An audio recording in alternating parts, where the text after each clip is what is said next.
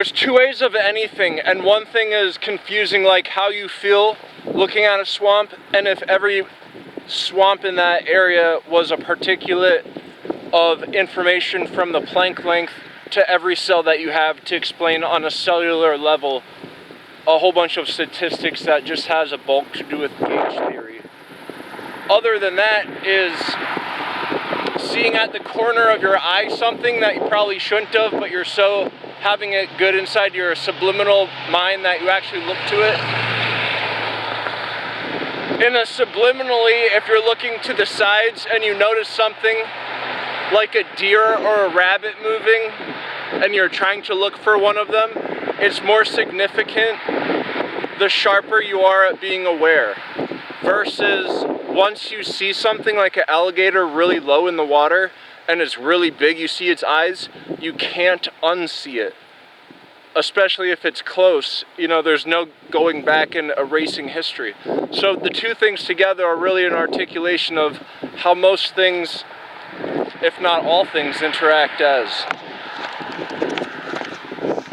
And you can either be a withered branch or something that isn't.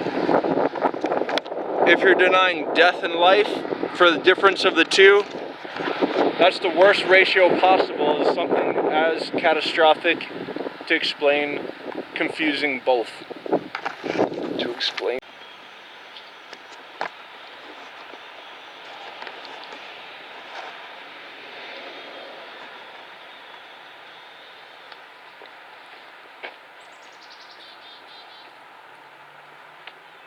The more you can find fine detail between corners, you can capitalize off of it because there'll be extra friction to regain all the recombinant energy around any action that isn't 100% accurate.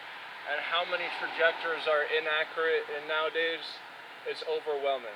And so if you're religious, then God would have had anything that is better than obviously too hard for professions nowadays if you're getting shut down because it's too dangerous to be out.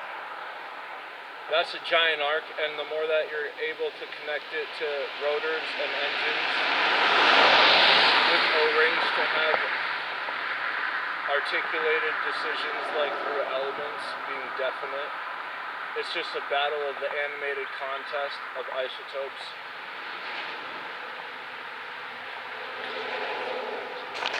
Then it would just been the battle. Now, if you were to find a direct line with two tires between all of these hash marks, that would be a thing that's possible, but you'd have to know in computer a lot of computer power. One thing how to do this is to know all the elements and the different combinations, because there's a definite amount of atoms. But the amount of symmetry with isotopes, how you have a certain amount of things and then not so much others.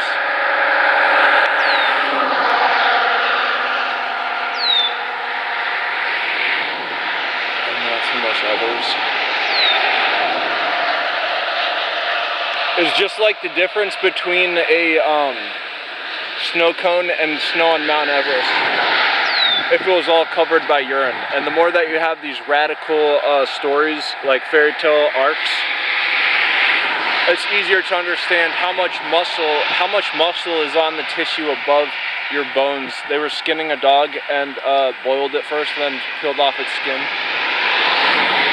These are all fine articulated dynamics, almost like one more.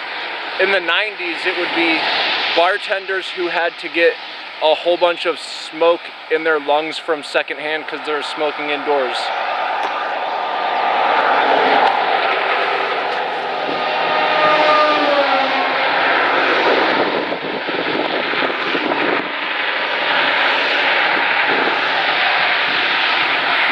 And so that's almost like these columns on a long road. You get all this exhaust and you're breathing in the plumes. They're two different things, being a room indoors and a closed area outdoors. But when you're invoking poison gases and plumes, it's almost the same if it's highly concentrated.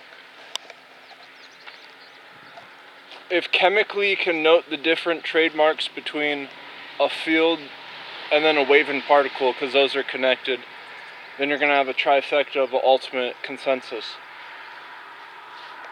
When this isn't done properly, it's like trying to explain how an entire swamp can equal the ability of a mood ring, but then have it just be the accuracy of a bottle rocket, how those are made. These things can get really confusing when it's not articulated, the problem set up officially, or until it's too late, then using the smarter things like how a rotor in an engine is able to be kind of like how a well-articulated hot tub is.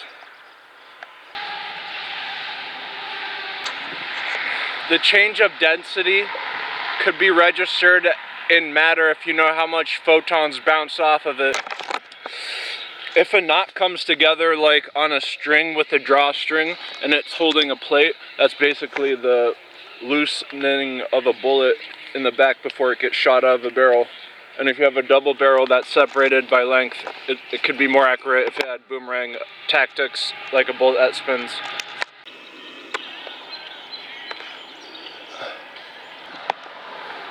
So the more that you can show off the scientific method with things that are overhangs or underdrops that dangle, and then you've got a center of gravity with weight under it, just the same as lassoing together a whole bunch of fabric with hard parts around the bungees.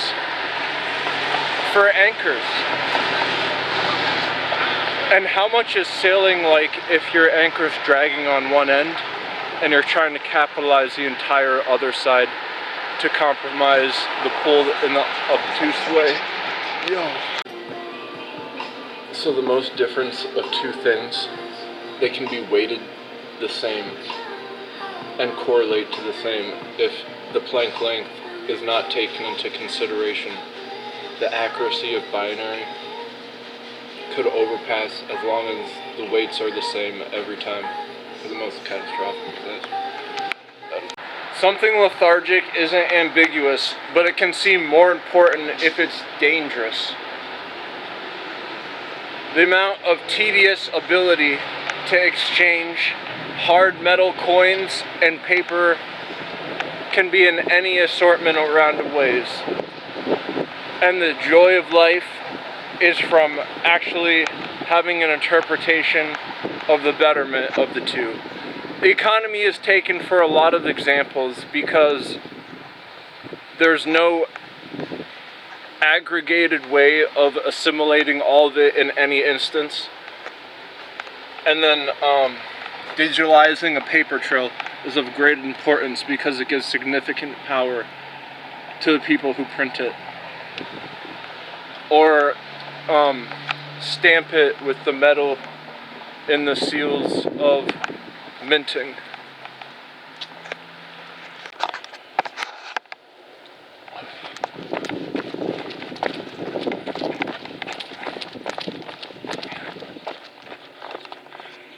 If there was a system of switches and you're inside the belly of the beast, it would be important to know what was the majority of its stomach lining. If it was protein, you might be able to micromanage a specific trajectory that would lead you to less burns from the stomach fluid being acidic. The percentile of these can't get confused or else it will lead to extreme pain of heat.